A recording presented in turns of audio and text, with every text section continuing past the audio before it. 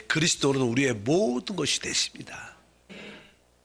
어제는 특별히 율법 안에 있는 모든 규례와 의식의 참된 실제는 그리스도다.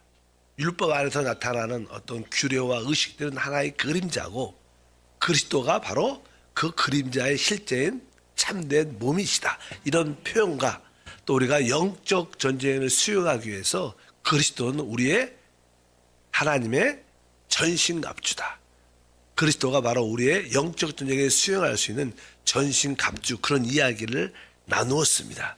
자, 오늘은 특별히 그리스도가 우리 신앙생활의 핵심이 될 수 있는, 우리는 그리스도를 우리의 생명으로 취한다, 그분을 우리의 인격으로 취한다, 이런 말을 많이 듣습니다. 사실 이것은 신앙의 가장 핵심적입니다. 우리는 보통 이렇게 어떤 염려와 걱정과 두려움 때문에 하나님께 나오지만 결론은 우리가 그 염려와 걱정과 두려움에서 벗어나는 것을 훨씬 넘어서죠. 그런 과정을 통해서 우리는 그리스도를 우리의 생명으로 취하게 되고 그분을 나의 인격으로 살게 됩니다. 이것이 사실 성경의 핵심이죠. 우리가 고난과 환난과 핍박과 어려움이 없으면 주님을 찾지 않죠. 근데 사실 그런 고난과 환난과 이 모든 결과는 그 문제에서 해방되는 게 아니라 바로 그런 과정을 통하여 그분이 나의 생명이구나, 그분이 내 안에 사시는 인격이구나, 내가 그분을 사는 거구나, 이렇게 이제 우리가 배워가는 것입니다. 그래서 오늘의 테마는 우리는 그리스도를 살게 됩니다. 우리가 그리스도를 살 수 있도록 그분이 우리 안에 사신다는 거예요. 그분이 왜 우리 안에 사시는가? 우리로 하여금 그리스도를 살 수 있도록, 즉 그분을 우리의 생명과 넘어서 그분을 인격으로 살기 위한 것이다, 이렇게 말씀을 드릴 수 있습니다. 사실 우리 그리스도는 죽음과 부활을 통하여 승천하신 분입니다. 승천하셨지만 또 그분은 또 한편적으로 생명 주는 영이십니다. 그분은 셋째 하늘에도 계시지만 우리 영 안에, 우리 안에도 계셔요. 이것은 실제적인 말입니다. 그분이 셋째 영광의 보좌에도 계시지만 실제로 그분은 또 생명 주는 영, 살려주는 영으로서 우리 안에 계시다. 이것이 우리에게 주관적인 하나님으로 체험될 필요가 있다. 우리가 너무나 잘 아는 갈라디아서 2장 20절 말씀에 보면 내가 그리스도와 함께 십자가에 못 박혔나니 그런즉 이제는 내가 사는 것이 아니요 오직 내 안에 그리스도께서 사시는 것이다. 내 안에 그리스도께서 사시는 것. 그러니까 그리스도께서 우리 안에 사시죠. 그리스도께서 우리 안에 사신다는 의미는 무엇일까? 사실 이것은 내적인 체험이기 때문에 설명하기가 쉽지 않아요. 그러나 체험한 사람은 이해를 해요. 우리가 소금을 이렇게 설탕 똑같은 하얀 색깔이 되지만 아무리 보여줘도 이게 소금이야, 이게 설탕이야 이렇게 말해도 작게 곱게 가루대가 되면 잘 모릅니다. 근데 그렇게 찍어갖고 맛을 보면 이거 소금이야, 이것을 설탕이야. 아무리 여러분들이 고운 소금과 고운 설탕을 아무리 설명을 해도 똑같은데 그걸 어떻게 설명하겠어요? 맛을 본 사람은 우리가 그리스도가 우리 안에 사신다는 이야기를 많이 들어도 교리적으로 이것을 실제로 체험한 사람은 알아요. 실제로 그리스도가 우리 안에 사셔요. 그분은 셋째 하늘에도 계시지만 사실 우리 안에 사신다. 왜? 우리로 하여금 그분을 살 수 있도록, 그분을 살도록 그분이 우리 안에 살아계시는 줄 믿습니다. 그래서 오늘 말씀에 바로 내가 사는 것이 아니라 오직 내 안에 그리스도께서 사시는 것이다. 여기 보니까 그런즉 이제는 더 이상이에요. 더 이상 내가 사는 것이 아니다. 내 안에 그리스도께서 사시는 것이다. 여기서 이 말씀을 자세히 들어보면 내가 이제 나는 죽었고 나는 없고 그분이 나를 대신해서 산다. 이런 뜻은 아닙니다. 정확하게. 나는 아예 없다. 왜? 뒤에 보니까 내 안에 산다. 내가 있잖아 또. 그렇잖아. 나는 죽었고 나는 아예 없다. 오직 그분이 산다. 이런 뜻은 아니에요. 여기 보면 바로 내가 사는 건 아니지만 오직 내 안에 그리스도께서 사시는 것이다. 그럼 내 안에 그리스도께서 어떻게 사실 수 있을까? 이제 이런 말씀을 이해하려면 요한복음 14장 19절 말씀을 보겠습니다. 주님께서 말씀하시는 거예요. 이제 주님께서 곧 죽음과 부활을 통과하시죠. 그때 이제 앞으로 이렇게 될 것이다. 그래서 요한복음 14장 19절 보니까 조금 있으면 세상은 다시 나를 보지 못할 것이로되 너희는 나를 보리니 이는 내가 살아있고 너희도 살아있겠습니다. 이렇게 말합니다. 뭐 이제 조금 있으면 세상은 다시 주님을 볼 수 없죠. 뭐 그분은 지금은 이렇게 육신에 계시니까 볼 수 있죠, 예수님을. 그러나 그분이 죽음과 부활을 통해서 그분 생명 주는 영이시기 때문에 세상은 다시 나를 보지 못한 영이니까 볼 수가 없는 거예요. 그러나 뭐니까 너희는 나를 본다는 거예요. 왜? 내가 살아있고 너희도 어떻게 있어요?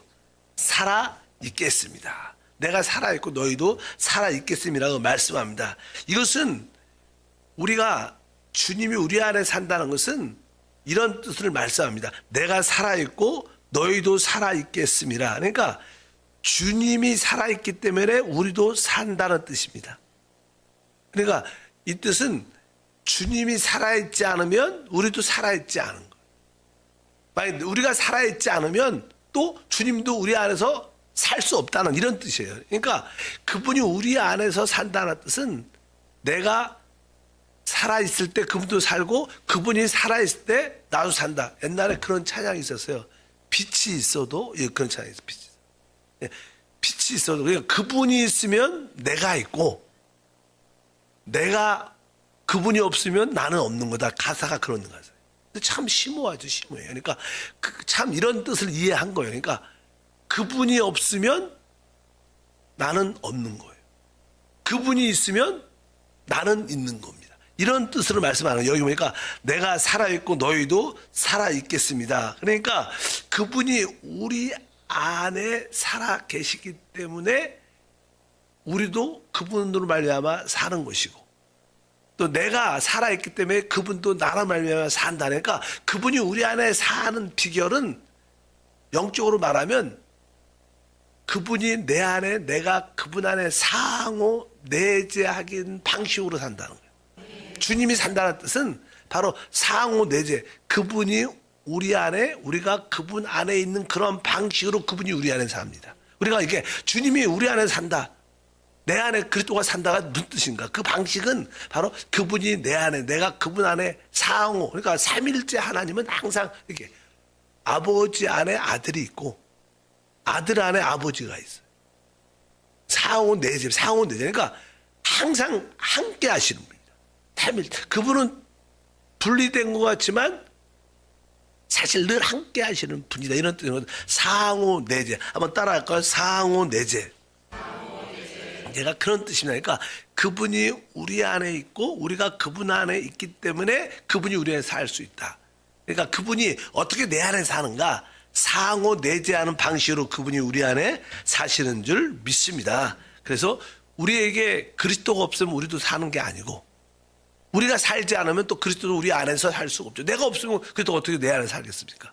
그래서 이 방식은 상호 내재하는 방식이라고 말씀을 드렸습니다. 실제로 진짜 주님을 추구하는 사람들은 탐험하는 사람들은 언젠가 영원하고 하늘에 속해 있는 어떠한 한 인격이 내 안에 사시는 것을 느끼게 돼.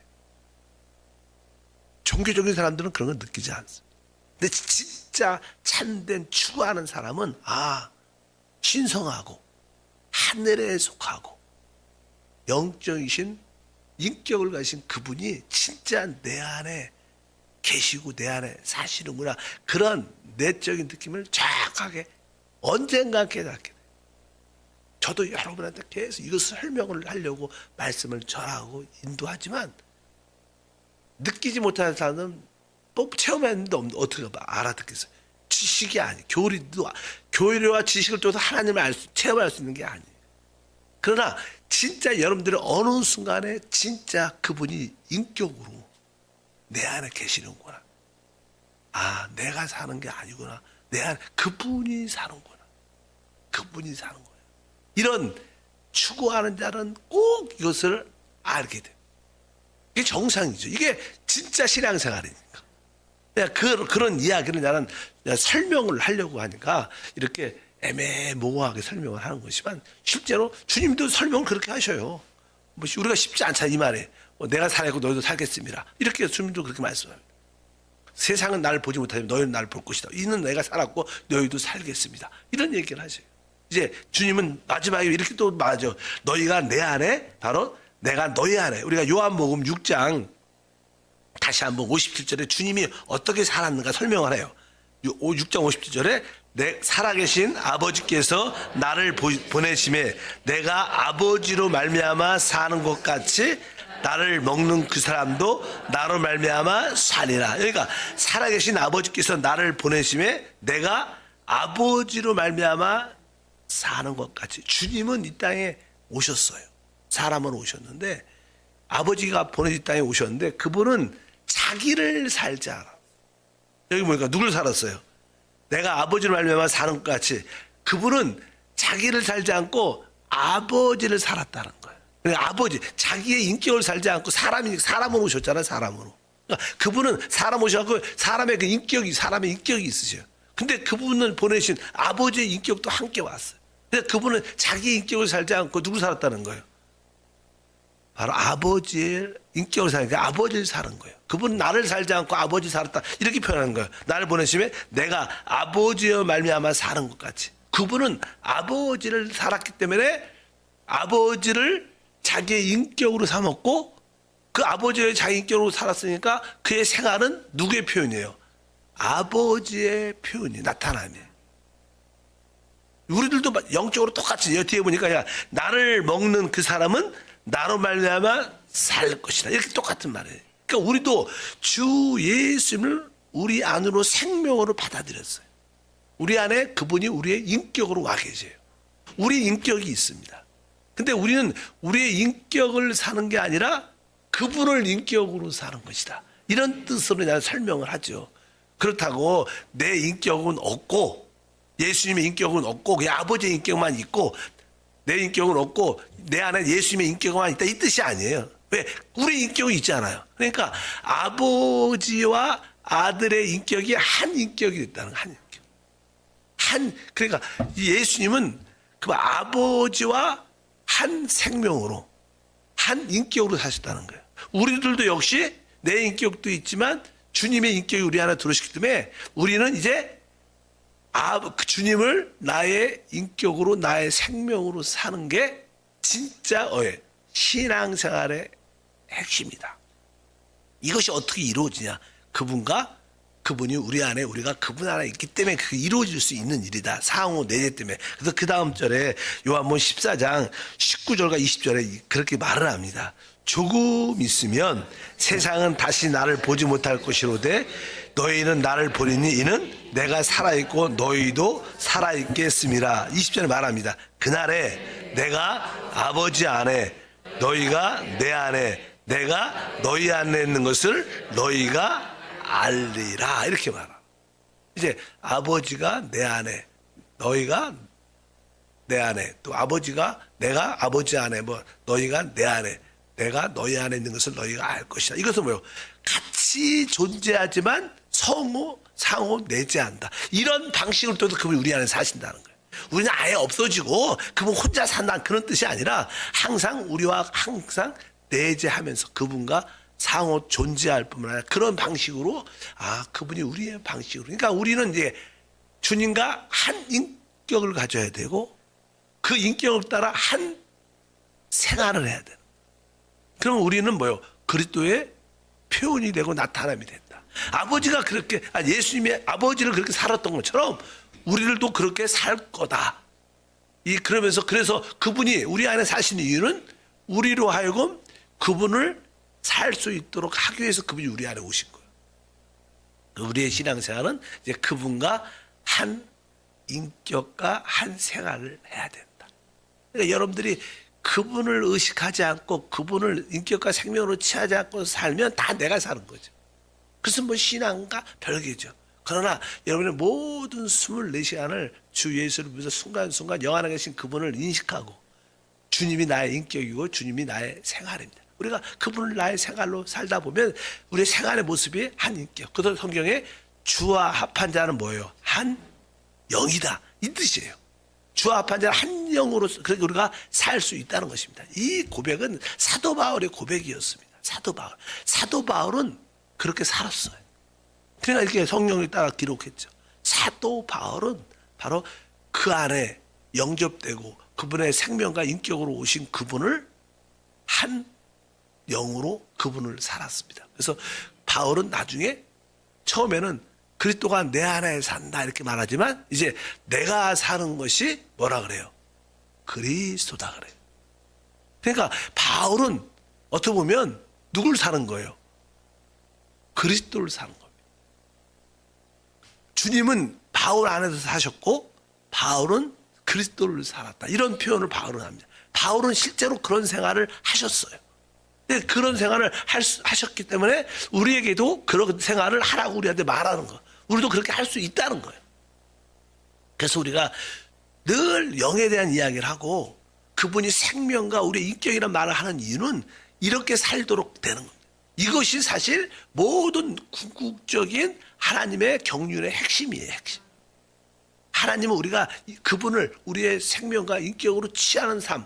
그럼 점점점 우리는 계속 우리의 생각과 감정과 의지에도 그분의 요소로 하나님의 요소, 그리스도 요소로 계속 채워지죠. 지금은 우리의 생각의 많은 부분이 내 생각이 훨씬 많죠. 나의 인격에.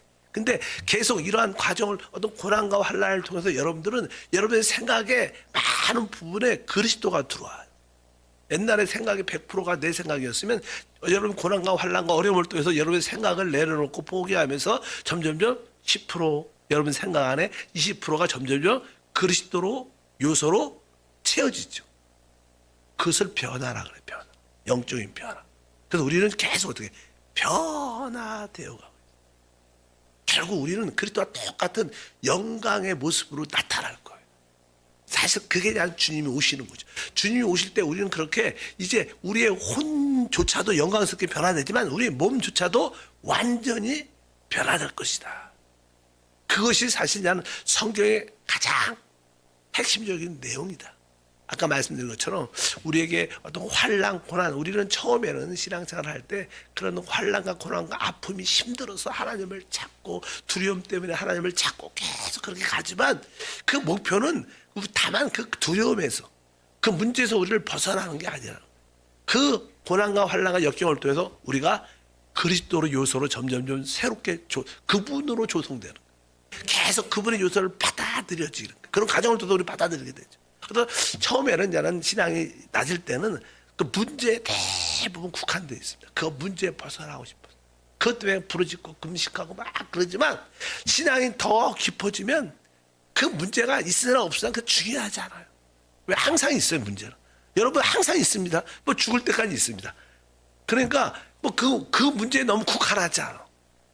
뭐 결국 그 문제도 벗어날 것이고 이길 수 있는 은혜와 축복을 주실 거니까 그런 문제보다 주님을 더 닮아가는 주님의 형상으로 우리가 변화되는 거기에 관심이 되고 왜 내 온 존재가 이제 주님으로 채워지는 그런 역사.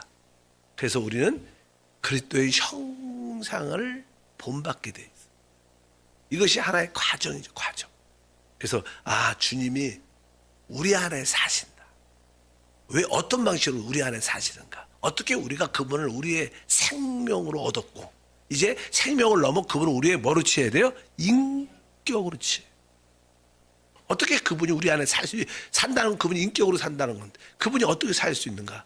바로 상호 내재하는 방식. 바로 그분이 우리 안에 우리가 그분 안에 있기 때문에 우리가 아예 없어지는 게 아니라 우리의 인격과 주님의 인격이 진짜 한 인격이 돼서 또 우리의 생활과 그분의 생활이 한 생활이 돼서 바로 우리는 주님과 이제 한 인격으로 한 생활을 해야 돼. 이것이 신앙생활입니다. 정확하게 영적으로 말하면. 그래서 여러분들이 그런 것을 이해하고 또 체험하고, 아까 제가 그런 말씀을 드렸어요. 참되게 주님을 추구하는 사람은 어느 날 영적인 눈이 이렇게 열려서 신성하고 하늘에 속하고 영적으로 살아계신 그 인격이 내 안에 진짜 계시고, 그분이 살아계시는, 그분이 내 생명이구나, 그분이 내 인격이구나, 내가 사는 게 아니라 주님이 사는 거구나, 이것이 진짜 깨달아지면 여러분에게는 좀 더 영적인 어떤 자유와 해방과 은혜와 축복이 함께할 줄 믿습니다. 거룩하신 하나님 감사합니다. 다시 한번 우리로 하여금 주님을 살 수 있도록 주님이 우리 안에 사십니다. 주님이 우리 안에 사시는 이유는 우리로 하여금 주님을 살기 위한 것입니다. 우리 모두가 주님을 생명으로 취함을 넘어서 그분을 우리의 참된 인격으로 소유해 주 합한 자는 한 영인 것처럼 주님과 한 인격으로 살고 주님과 한 영으로 생활하게 하옵소서. 이 고난과 환난과 문제들은 다 이 일을 돕는 조력자들입니다. 너무 문제와 환난에 두려워하지 말고 우리가 여기에 집중해서 나아갈 때 그런 문제들은 다 사라지고 가라앉습니다. 하나님 다시 한번 은혜를 더하시고 우리가 사는 게 아니라 주님이 산다는 실제적인 체험을 갖게 하옵소서. 귀한 예물을 드립니다. 예수 이름으로 기도함나이다. 우리 찬양 중에서 하나님께서 계시해 주셨네, 그의 아들이 내 안에 사심을. 하나님께서 계시해 주셨네, 그의 아들이 내 안에 사심을. 이제 나 사는 것 내가 아니요, 주님이 내 안에 사네. 이제 나 사는 것 나 산 것 아니요, 이제 나 사는 것 오직 주 예수. 이제 나 사는 것 나 산 것 아니요, 이제 나 사는 것 오직 주 예수. 그래서 우리가 이 찬양을 진짜 많이 했잖아요. 근데 가장 하나님이 우리에게 주신 첫 번째 계시는 당연하게 우리는 죄와 허물이 있어서 그리스도가 하나님의 어린 양이시죠. 우리 죄의 문제를 해결한. 그러나 그 다음부터는 그분이 진짜 우리 안에 사시는 걸 보여주는 거예요. 그분은 하늘에도 계시지만 진짜 그분이 내 안에 사는 거예요. 이것을 알 때 하나님은 기뻐한다. 성경에 갈라디아서 1장에 그렇게 기록되어 있어요. 그러니까 하나님이 가장 기뻐하는 것 중에 하나는 뭐냐면 하나님의 아들이 내 안에 사시는 것을 깨닫는 거예요. 그때부터 진짜 신앙이 시작되니까. 그래서 여러분들이 내 안에 사시는 주님으로 기뻐하기를 축복합니다. 거룩하신 하나님, 또 한 주 동안 새벽을 깨게 하시면 감사합니다. 그 새벽에 일어나는 것도 우리가 한 것이 아니라 내 안에 주님이 깨우시고 이끌어오십니다.